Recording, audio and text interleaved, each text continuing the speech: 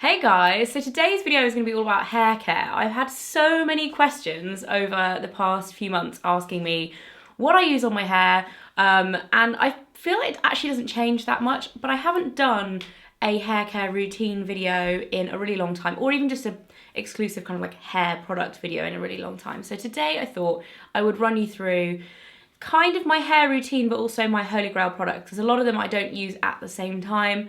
I kind of do the same thing to my hair a lot most of the time. Like if I curl it, it will look like this, and I've used the same products. So I'm going to start off with shampoo and conditioner.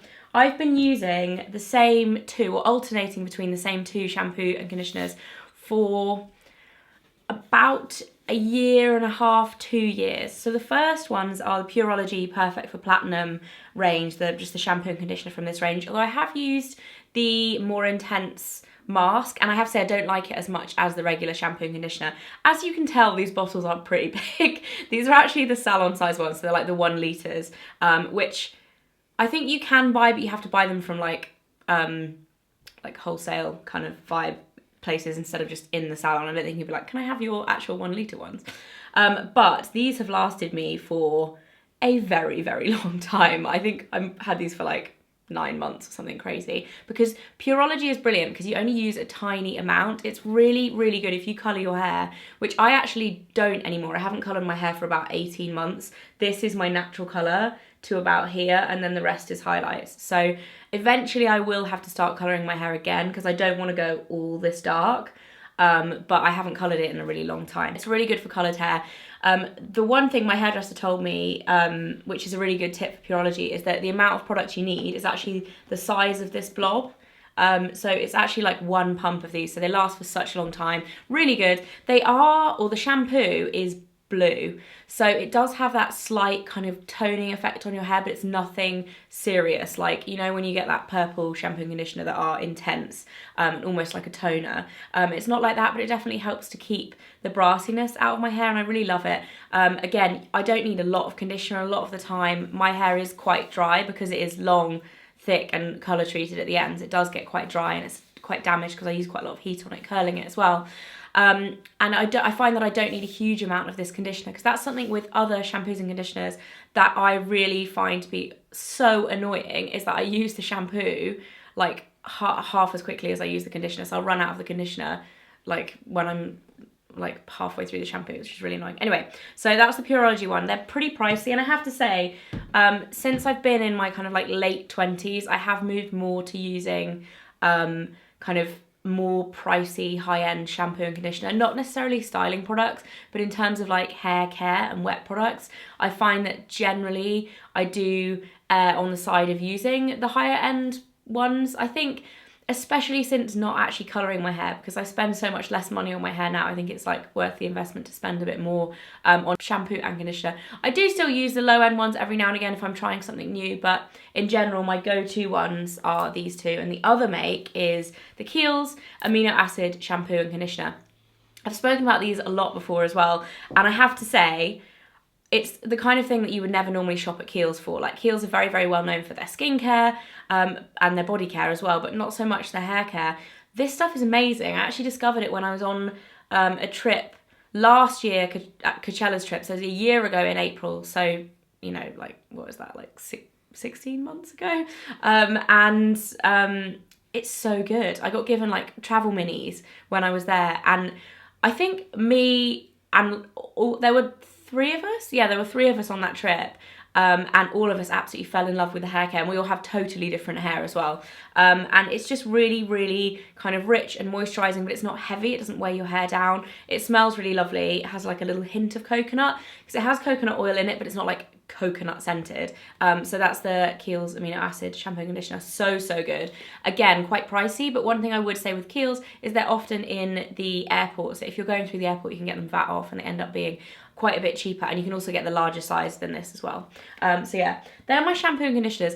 Then when it comes to leave-in conditioners, I do kind of chop and change a little bit, but the one that I've been using at the moment is the Nila Structure Repair Leave-In Cream, and I found this is really, really nice for getting a little bit of shine in my hair. Shine is very hard to get when you're blonde. Like your blonde hair doesn't naturally kind of reflect the light like darker hair does. So to get shine in your hair is actually quite difficult. And this has been really, really good. I find it's not heavy in terms of weighing my hair down, but at the same time, it makes it really easy to detangle. And I'll talk about detangling in a minute because my brush definitely plays a massive part in that because I do have quite knotty hair. But yeah, I really love this and I would definitely recommend it. Nila is quite a small brand. I hadn't really heard much about her before I tried this, but I think she's Swedish. Well, yeah, it says Nila Stockholm, so yeah, she's Swedish. And yeah, I really like this. I have tried some of her wet products. I haven't been that impressed with them though, so I don't know how much of like the whole line is as good as this, but this is really good. And in terms of other leave-in conditioners, I've used loads over the years and I absolutely love like trying out new ones because I use it pretty much every time I wash my hair. I was going to say every day, but I definitely wash my hair every like 4 days. The Unite 7 Seconds one is one of my all-time favourites, as is the It's a 10. That's also amazing. So if you're looking for a detangler that's maybe a little bit easier to get hold of than this one, then I would try one of those. And then when it comes to detangling, my number one discovery over the past year has been the wet brush. There's so much hype around tangle teasers, and I did use and love tangle teasers before this, and I still think they're really good, but for me personally, the wet brush is better. Like, I really, really love this. They're about £12. You can buy them in Boots, and quite honestly, they are brilliant.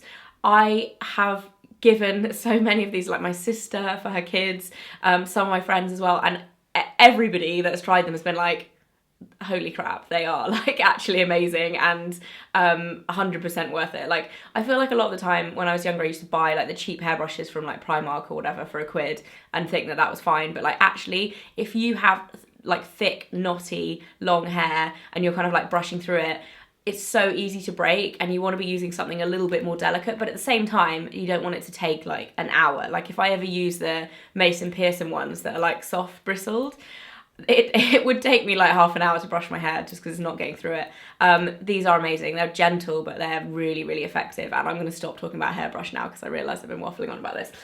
In terms of styling, I've got 4 products that at the moment I'm currently using, and they're all kind of sprays and kind of texture style products.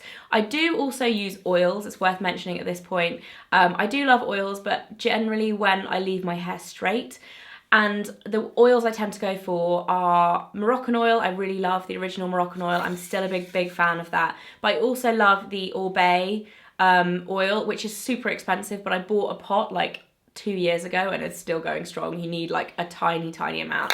And then in terms of what I'm using at the moment, there's 4 things. The first one is the Moroccanoil texture spray. And I really love this. Again, Moroccanoil is obviously more well known for its wet like shampoo and conditioner, and also for the oil obviously, but they brought the texture spray out this year and it's really good. I find myself using this on the days where I curl my hair when my hair is quite clean. I'll use this to add a little bit of grittiness. I haven't used it today because this is like 3rd day hair, but when my hair's a bit cleaner I'll use this to add a little bit of texture, but it's not too like dry looking. It's on a par with the Orbay dry texture spray, which is a lot more expensive, so I really like that. And then the other thing I like for a similar kind of effect is the Bumble Dryspun finish. This is a little bit more like hairspray based, so it has a little bit more hold than the Moroccanoil one, but it's a similar kind of thing. I think I actually prefer this. I've had this for less time, so I haven't used it quite as much, but I do really love that. And then the other one, which I've spoken about a lot, this is pretty much, well, I think it's actually empty. This is the Drybar Triple Sec 3-in-1. Again, this has a lot more hold, so I think it's probably the highest in terms of hold. If you have an issue with your curls falling out, which I don't, I can curl my hair and they'll last for like a few days, then this is really good for you. And it's a little bit more textury as well, so you can actually, like, say if you did this to your hair, it would add a lot of texture after you've applied it, whereas at the moment I've used the one that I'm about to talk about and it's a bit more kind of defining as opposed to like really messing up that texture. This is only available in the States as well, so just to give you a few more options. And then last but not least, the product that I've spoken about loads recently is the Batiste 2-in-1 Invisible Dry Shampoo and Conditioner. I did a sponsored video with these guys a few months ago now, and ever since that video, when I first tried the product for that video, I was like blown away by it, absolutely loved it, and I'm still using it on probably like a 4 times a week basis, because I use it on days like today where I curl my hair, when I don't have clean hair, but I want to add a little bit of kind of texture, but at the same time I don't want to dry out the ends, because I get really, really dry ends to my hair. And what this does, a lot of people, this is such a love-hate product, because every time I mention this, there's always a few people in the comments that are like, that's hideous, it made my hair so greasy.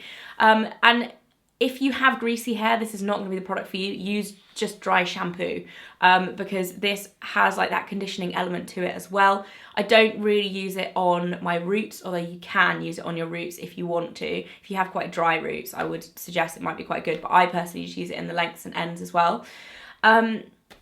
And you basically, I spray it from quite a distance. I think if you're finding it's making your hair greasy, you're spraying it probably too much of it, but B, too close. So I spray it from quite a distance, like just onto the lengths and ends, and then I really work it into my hair with my hands. And you can even get your hairdryer out and kind of like add a little bit of heat in there to kind of work it into your hair, but it's so good and it's cheap.